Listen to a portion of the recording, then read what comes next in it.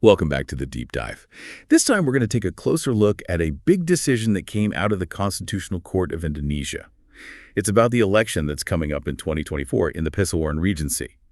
Specifically, choosing their Bupati, or regent, and the Wakil Bupati, which is the vice regent. Now, I know legal jargon can be a headache, so we're going to cut through all that and get right to the good stuff, those aha moments.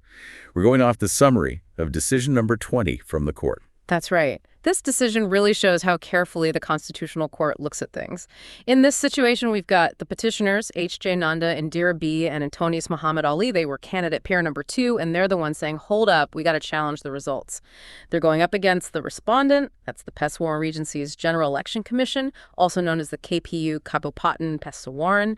And then there's the related party, Aries, Sandi Dharmaputra, and Supriyanto, who are candidate pair number 1. So what exactly made the petitioners say, nope, gotta dive deep into this election? Well, they claimed there were all sorts of violations, pretty serious ones. But the thing they kept coming back to was whether this Aries Sandi Dharmaputra, the guy running for Bupati from pair number 1, was even allowed to be a candidate in the first place.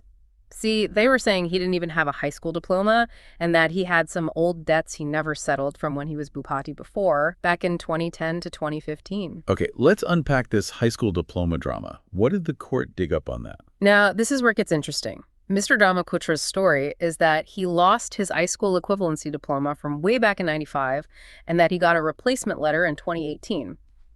But the evidence that got presented to the court, well, let's just say it told a different story. All right, what kind of inconsistencies are we talking about here? It looks like this replacement diploma, they just handed it to him based on him saying he lost it. Nobody checked any official school records or anything.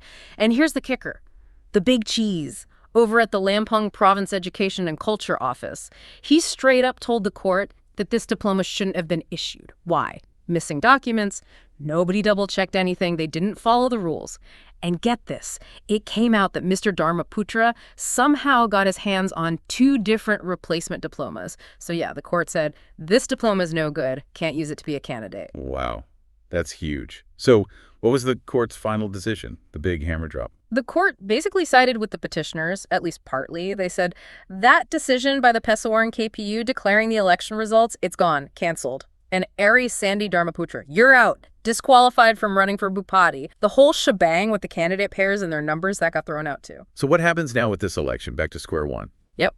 The court ordered a do-over, a whole new election for Bupati and Wakil Bupati in Pesawaran Regency. Same voters, but now candidate pair number 2 gets another shot. Those political parties who were backing the disqualified pair, they can choose someone new.